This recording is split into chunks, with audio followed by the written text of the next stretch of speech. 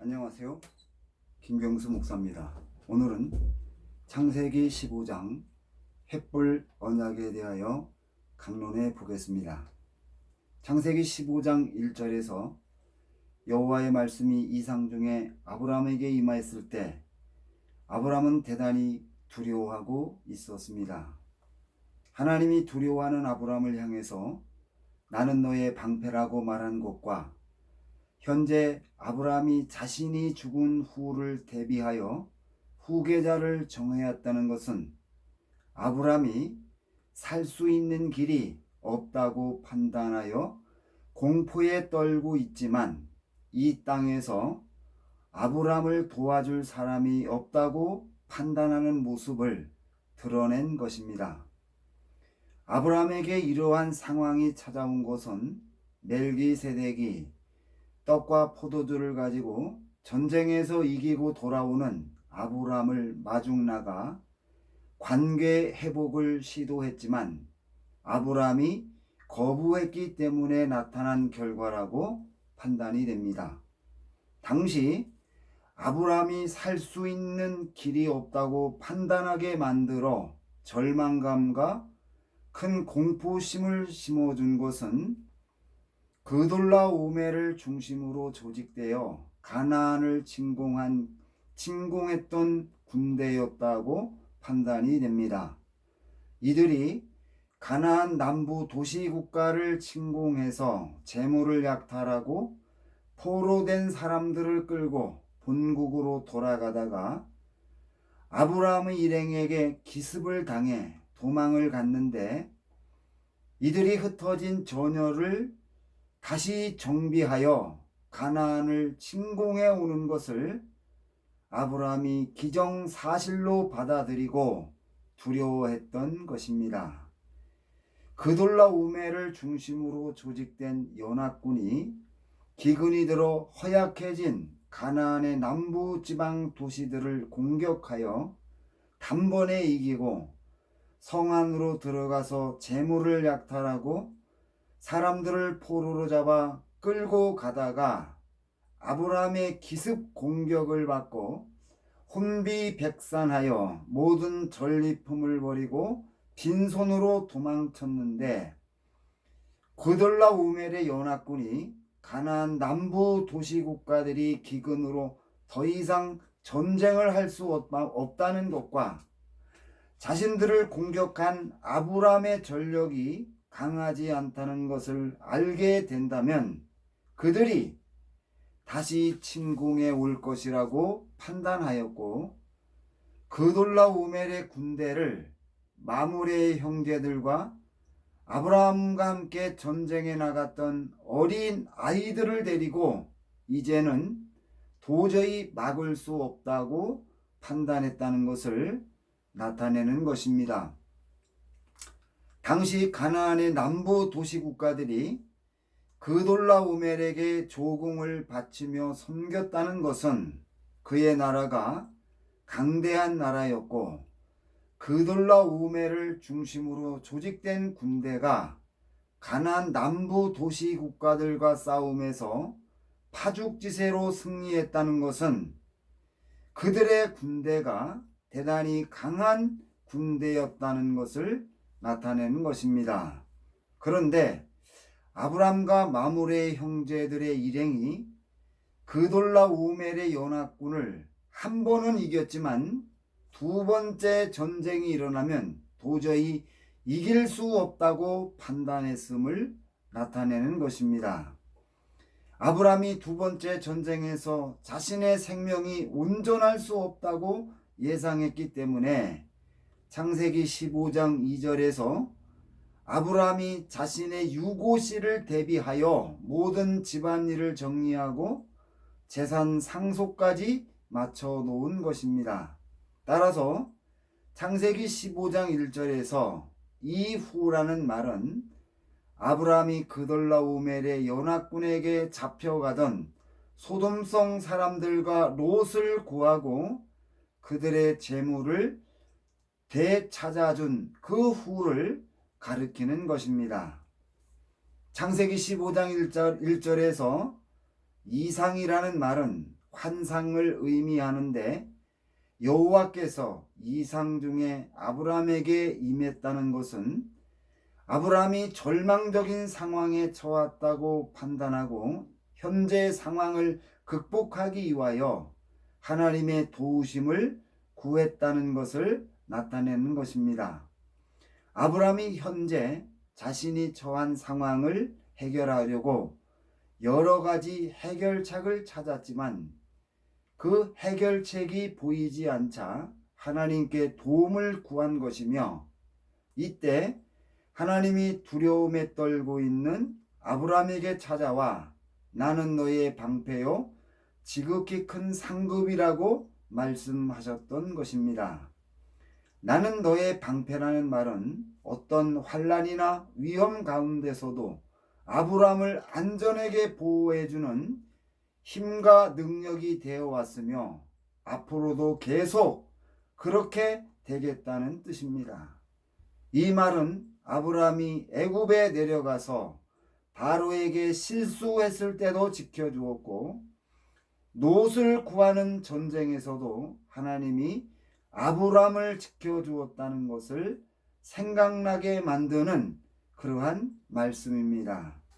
그런데 하나님이 아브라함에게 나는 너의 지극히 큰 상급이라고 말씀하실 때 아브라함이 자식 이야기를 했다는 것입니다. 이러한 증거는 아브라함에게 나는 너의 방패라는 그런 말보다 내가 너의 상급이라는 말에 더 관심이 있었다는 것을 나타내는 것입니다. 본절에서 상급이라는 말은 시편 127편 3절에서 태의 열매는 그의 상급이라고 언급한 내용을 근거로 해석하면 상급이 태의 열매를 의미한다는 것을 알 수 있습니다. 따라서 창세기 15장 1절에서 하나님이 아브라함의 상급이라는 말은 하나님이 아브라함의 자식이라는 의미로 해석된다는 것입니다. 하나님이 지금 두려워하는 아브라함에게 내가 너의 상급이라고 말한 것은 아브라함이 자신의 후계자를 이미 정해놓고 모든 재산을 상속하는 절차를 마무리했지만 아브라함의 후계자가 아니며 아브라함이 죽지 않고 하나님이 아브라함에게 자식을 준다는 뜻입니다. 하나님이 아브라함에게 내가 너의 상급이라고 말하자 아브라함이 창세기 15장 2절 3절에서 아브라함이 주 여호와여 무엇을 내게 주시려나이까? 나는 자식이 없사오니 나의 상속자는 이 다메섹 사람 엘리에셀이니이다.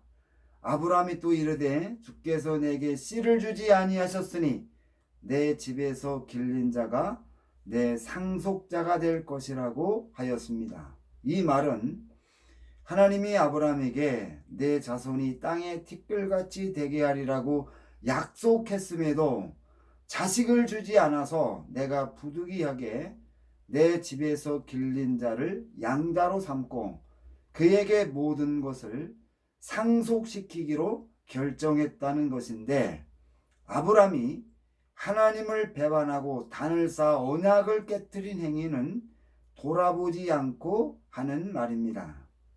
그러자 여호와의 말씀이 아브라함에게 임하여 그 사람은 너의 후사가 아니라 내 몸에서 날 자가 내 후사가 되리라 하시고, 아브라함을 이끌어 밖으로 나가 하늘을 우러러 무뼈를 셀 수 있나 보라고 하시면서 내 자손이 이와 같으리라고 말씀하셨는데, 아브라함이 여호와를 믿으니 여호와께서 이를 그의 의로 여기셨다고 하였습니다. 본절에서 하나님이 아브라함의 자손을 번창시켜 준다고 약속한 것은 아브라함이 이전에 맺은 언약을 깨뜨려 하나님이 또다시 아브라함에게 약속을 준 것을 나타내며, 하나님이 공포와 절망 속에 빠져 있는 아브라함을 찾아가 설득하며 약속을 주자 아브라함이 자신의 불신을 버리고 하나님의 약속을 받아들이고 믿은 것을 의미합니다. 이후 창세기 17장 6절에서 내가 너로 심히 번성케 하리라고 하나님께서 또 약속을 주셨다는 것은 아브라함이 본절에서 하나님이 준 약속을 또 깨뜨렸다는 것을 나타내는데, 이러한 증거는 아브라함이 항상 하나님이 주신 약속을 아주 가볍게 생각했다는 것을 나타내는 것입니다. 그런데 본절에서 하나님이 주신 언약을 항상 가볍게 생각했던 아브라함이 하나님의 약속을 즉시로 받아들여 믿은 것은 아브라함이 하나님의 약속을 중요하게 생각하는 사람으로 변화된 것이 아니고, 하나님의 약속에 아브라함이 죽지 않는다는 내용이 담겨 있기 때문이라고 판단이 됩니다. 그럴지라도 하나님께서 아브라함의 믿음을 보시고 아브라함을 의롭다고 인정해 주셨습니다. 의롭다는 말은 죄를 사하여 죄가 없다는 것과 죄를 가리워서 죄를 덮고 죄가 없다고 인정하는 것을 의미합니다. 하나님이 아브라함을 의롭다고 인정했다는 것은 현재 자신의 잘못된 생각을 버리고 하나님의 약속을 믿는 아브라함의 믿음을 보시고 그동안 하나님께 지은 모든 죄를 용서하심으로 죄가 없는 사람이 되었다는 뜻입니다.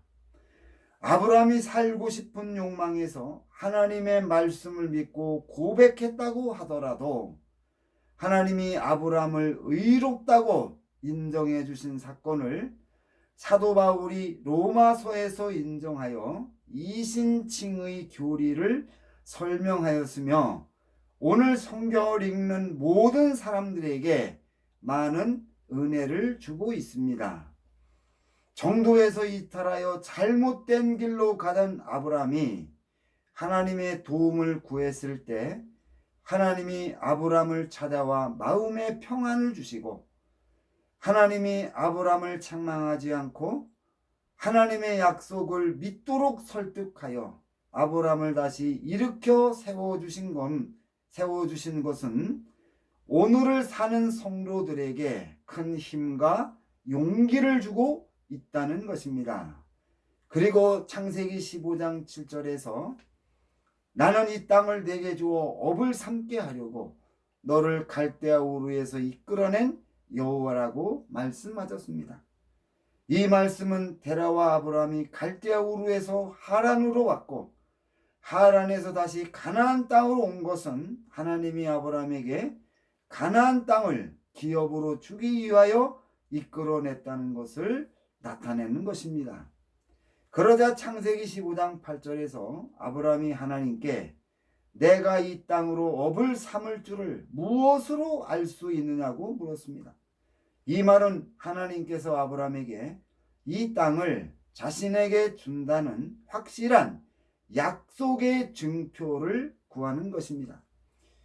하나님께서 아브라함에게 가나안 땅을 주신다는 약속을 아브라함이 그냥 믿었다면은 아브라함이 하나님에게 증표를 요구할 필요가 없었습니다. 그런데 아브라함은 이전에 하나님이 자신에게 주신다고 약속한 땅을 무가치하고 하찮게 여겨 하나님이 가나안 땅을 준다는 약속을 여러 차례 깨뜨렸음에도 아브라함이 하나님에게 땅을 준다는 증표를 요구한 것은 증표를 받았을 때 하나님이 아브라함에게 땅을 주신다는 약속이 성취되기 전까지 자신이 절대로 죽지 않는다는 것을 알았기 때문일 것입니다. 평상시에는 별로 대수롭지 않게 생각하다가 위기에 처한 아브라함에게 살 수 있는 길이 보이자 거기에 끈을 메어 살려고 하는 아브라함의 얄팍한 인간의 모습을 보여주고 있습니다. 그런데 아브라함이 보여준 인간성은 모든 사람들에게서 동일하게 나타나는 인간성이라는 것입니다. 하나님이 아브라함에게 하나님을 위하여 3년 된 암소와 3년 된 암염소와 3년 된 수양과 산비둘기와 집비둘기 새끼를 준비시켰습니다. 그리고 아브라함이 준비한 짐승을 잡아서 반으로 쪼개고 그 쪼갠 것을 마주 대하여 놓게 하였습니다. 이러한 방식은 당시 사람들이 상대방과 중요한 약속을 할 때 사용되었습니다.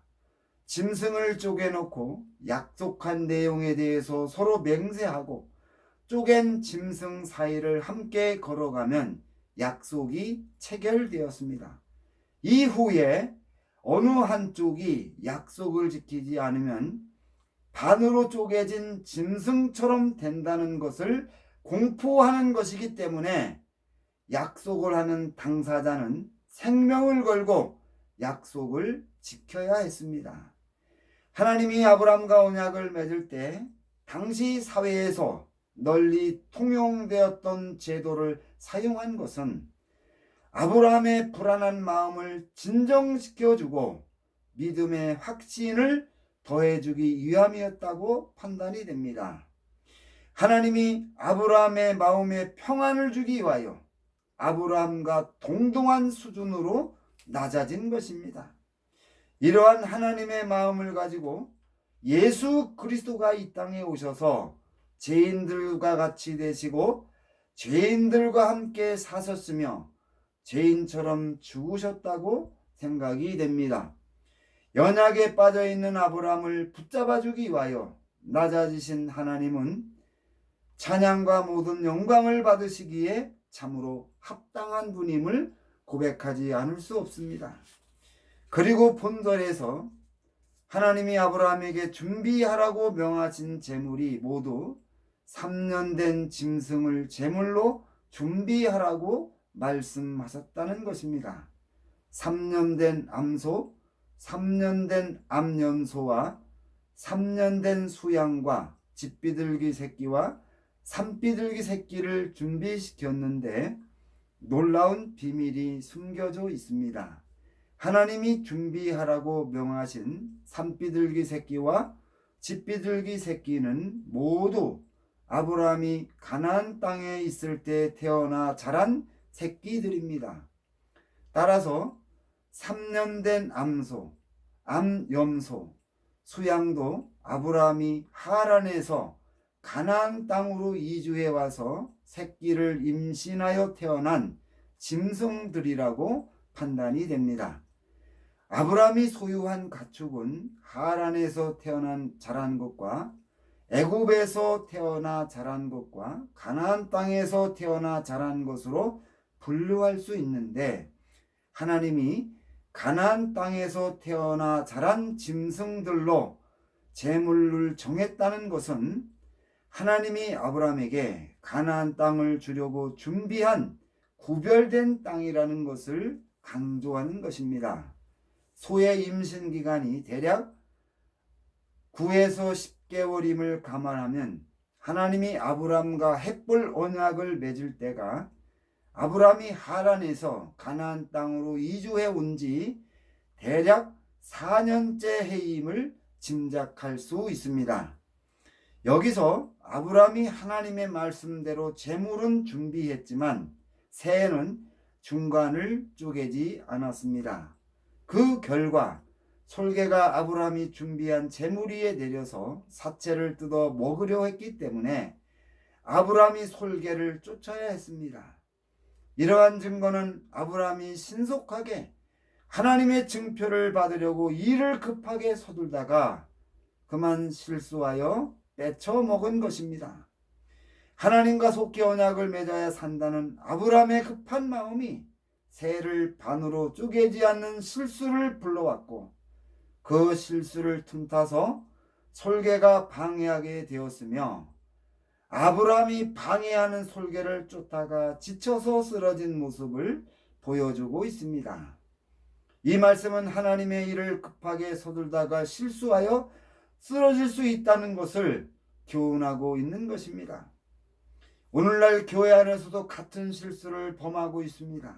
교회가 부흥하여 예배당을 건축할 때 대부분 모든 교회는 신속하게 서둘러서 예배당 건축을 마무리 지으려 합니다.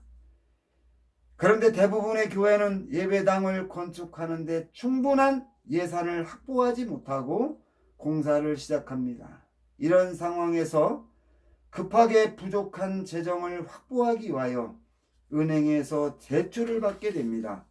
이 일을 위하여 성도들이 보증을 서게 되고 거액을 대출받아 예배당을 건축하는데 예배당을 건축한 후에 심각한 후유증이 나타난다는 것이 일반적인 그러한 현상입니다. 가장 큰 문제점은 헌금이 예상대로 거치지 않을 때 그 책임을 보증을 선 교인들이 지게 된다는 것이며 때로는 많은 교회당들이 경매로 넘어갔다는 것입니다.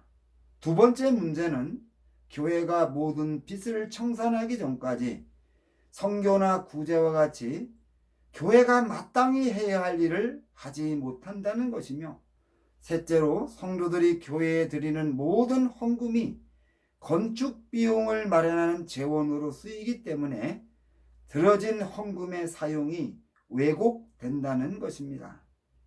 이러한 일은 아브라함처럼 일을 급하게 서둘다가 생긴다는 것을 기억하고 우리는 같은 실수를 반복하지 않도록 철저히 점검해야 할 것입니다.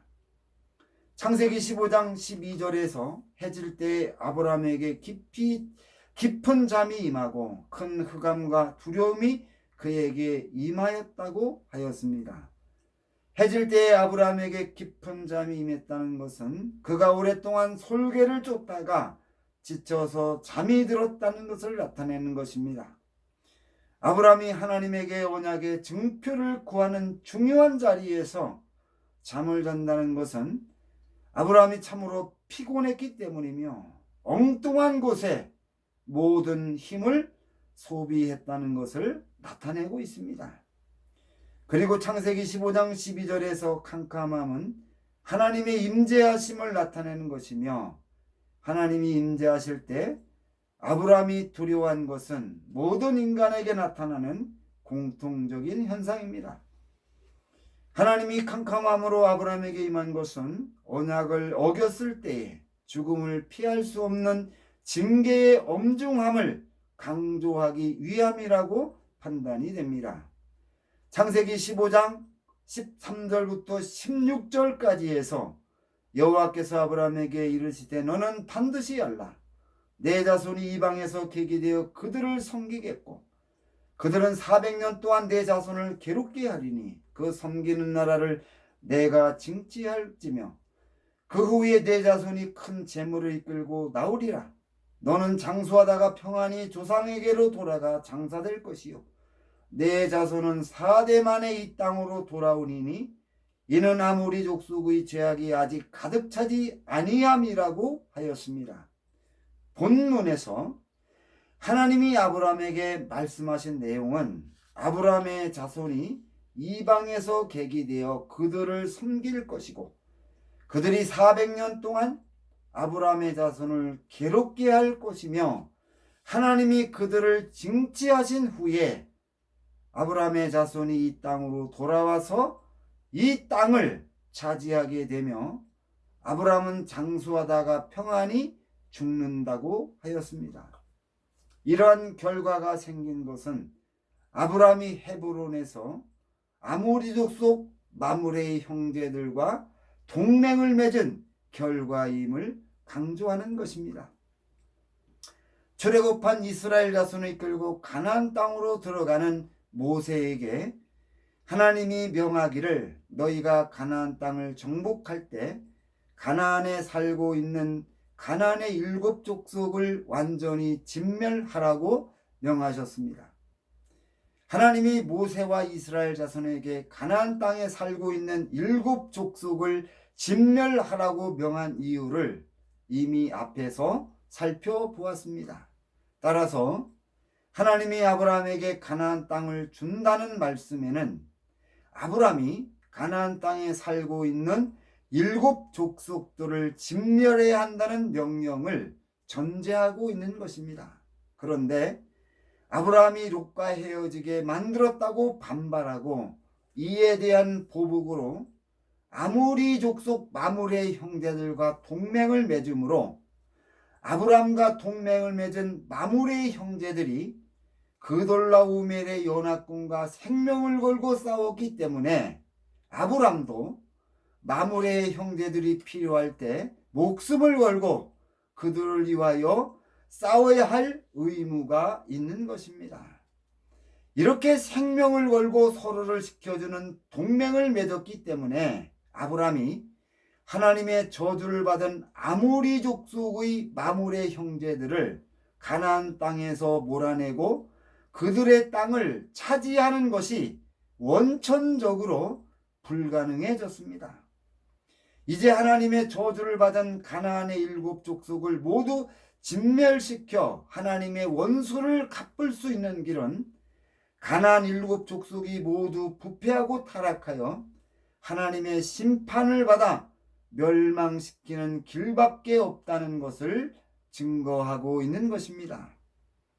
아모리 족속의 죄악이 가득 차지 않았다고 하는 것은 그들의 죄가 하나님의 심판을 받을 정도가 아니라는 것을 나타내며 아브라함의 자손이 400년 후에 이 땅으로 돌아온다는 것은 400년 후에 아모리 족속의 죄악을 심판하기 위하여 돌아온다는 것을 가르쳐주는 것입니다.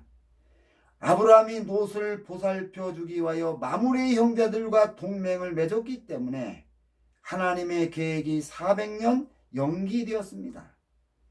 롯은 아브라함을 통하여 하나님의 계획을 실행하는데 큰 장애물이었고 이스라엘 자손들이 애굽에서 바로에게 모진 박해를 받으며 살게 만든 장본인이 아브라함이었습니다. 하나님이 아브라함의 자손을 이방 나라로 끌어내 그곳에서 번성케 한 후에 다시 가나안 땅으로 들어와 가나안 땅을 차지하도록 한 것은 하나님이 아브라함의 후손을 생각하는 깊은 배려가 담겨 있습니다. 만약에 아브라함이 가나안에서 마므레의 형제들과 400년 동안 언약을 지키며 평화롭게 살았다면 아브라함의 자손은 아모리 족속을 제거할 수 없었을 것입니다. 그리고 아모리 족속이 부패하고 타락하여 하나님의 심판을 받아 멸망한다면 함께 살아가는 아브라함의 자손도 그 영향을 받아 하나님의 재앙을 받았을 것이라고 판단이 됩니다. 이러한 이유로 하나님이 아브라함의 자손을 먼 나라로 보낸 것이라고 추정이 됩니다.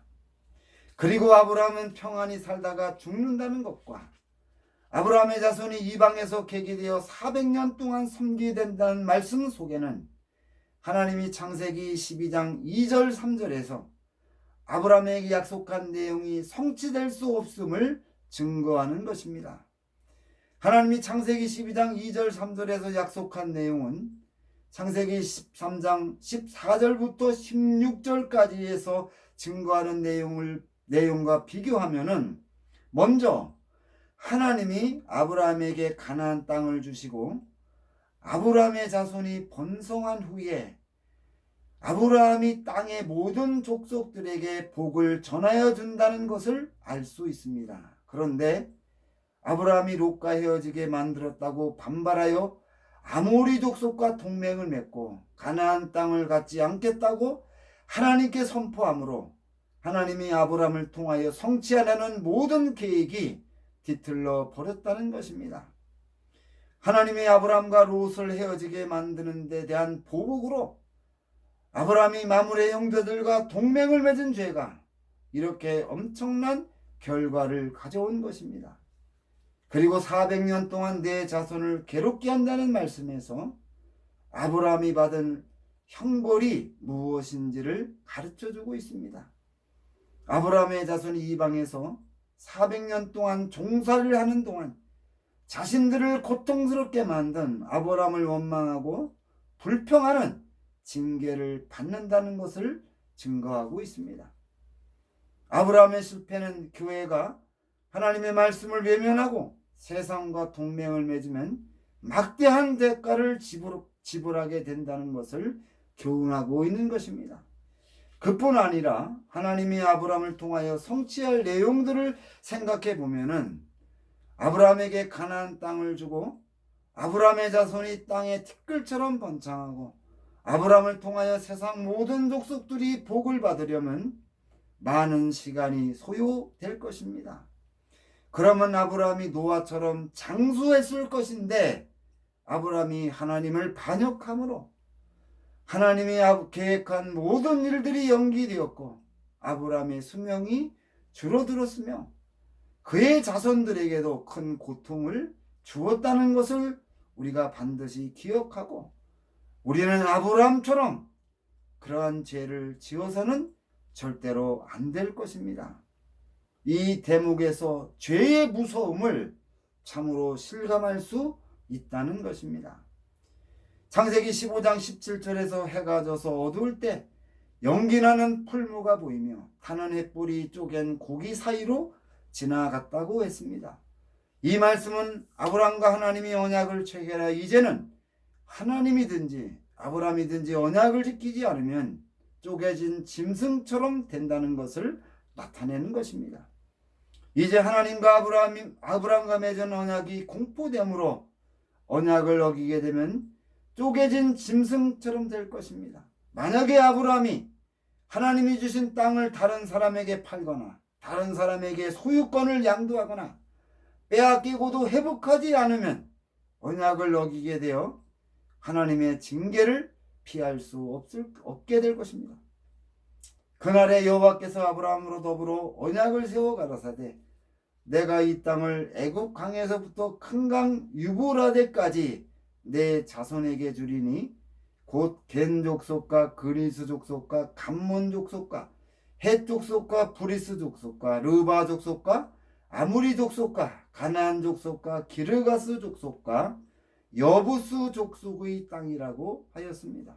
본절에서 하나님이 아브라함에게 땅을 주신다고 약속할 때 아브라함은 제외되고 그의 자손에게 준다고 약속하였으며 하나님이 주시겠다고 약속한 땅의 범위를 구체적으로 말씀해 주셨다는 겁니다. 하나님이 아브라함의 자손에게 줄 땅을 구체적으로 말씀하신 것은 400년 후에 아브라함의 자손이 가나안 땅으로 돌아와서 어디에서 살아야 하는지를 가르쳐 주는 것입니다. 그리고 아브라함의 자손이 이방에서 돌아올 때에 많은 재물을 가지고 온다고 하였습니다. 하나님이 가나안 땅으로 돌아오는 아브라함의 자손에게 큰 은혜를 주신다고 약속한 것은 자신의 죄로 후손들이 고통을 받게 만든 아브라함을 위로하기 위함이었다고 생각이 됩니다. 아브라함이 헤브론으로 가서 마므레의 형제들과 동맹을 맺은 것은 하나님이 아브라함과 롯을 헤어지게 만들었다고 판단하여 보복하는 것이며 아브라함이 하나님이 주신다고 약속한 땅을 거부하고 하나님을 떠나 롯을 돌보며 살겠다는 것을 나타내는 것입니다. 그 결과 하나님이 아브라함에게 약속한 모든 말씀이 다 취소되어 날아가 버렸고 후손들에게 큰 고통을 주게 되었다는 것을 이미 앞에서 살펴보았습니다. 이 말씀은 한국 교회가 마음에 새겨야 할 말씀입니다. 만약에 교회가 계속해서 하나님의 말씀을 떠나 살아간다면 우리의 후손들은 엄청난 고통을 받으며 범죄한 조상들을 원망하게 될 것입니다. 한국 교회도 과거의 아브라함처럼 큰 죄를 지었습니다. 한국 교회는 일제시대의 믿음을 지키지 못하고 교회 전체가 하나님을 반역하고 신사참배를 감행했습니다. 그런데 문제는 8.15 해방된 후에 한국 교회가 범한 죄를 회개하지 않은 채 덮어두고 넘어가려 했다는 것입니다. 그 결과 한국 교회는 신사참배를 반대했던 교회와 지도자들이 떨어져 나갔으며 여기서 문제가 해결되지 않았고 시간이 지나면서 교회 분열이 시작되었습니다. 그리고 핵분열처럼 폭발적인 분열이 이루어졌고 지금도 현재 진행되고 있습니다. 너무나 많은 교단 교파로 나누어져서 아무도 정확한 숫자를 알 수 없는 형편입니다. 그 결과 한국교회의 공동체 의식이 없어졌으며 분열된 교회는 마치 머리 깎인 삼손처럼 힘을 잃어버려서 사회에 영향력을 줄 수 없게 되었고 혼란과 무질서에서 파생된 여러 가지 문제로 위기에 처해 있지만 해결책을 찾을 수 없는 오늘의 형편입니다. 오늘 우리는 교회의 현실에 나타내는 문제가 신사참배의 영향이라는 것을 깨닫고 이 문제를 해결하기 위하여 최선을 다해야 합니다. 우리의 후손들에게 죄의 영향이 더 이상 가지 않도록 우리가 어찌하든 이 문제를 해결해야 합니다. 그래야만이 한국교회가 하나님의 말씀 위에 바로 세워질 수가 있고 한국교회가 초대교회처럼 믿음의 능력을 회복할 수 있을 것입니다. 이 강론을 통하여 참으로 하나님을 아는 지식이 더해지고 성경을 이해하는 깊이가 더해져서 참으로 우리의 믿음이 반석 위에 세워지고 하나님의 놀라운 역사를 감당하는 역사가 있기를 주님의 이름으로 부탁을 드립니다. 감사합니다.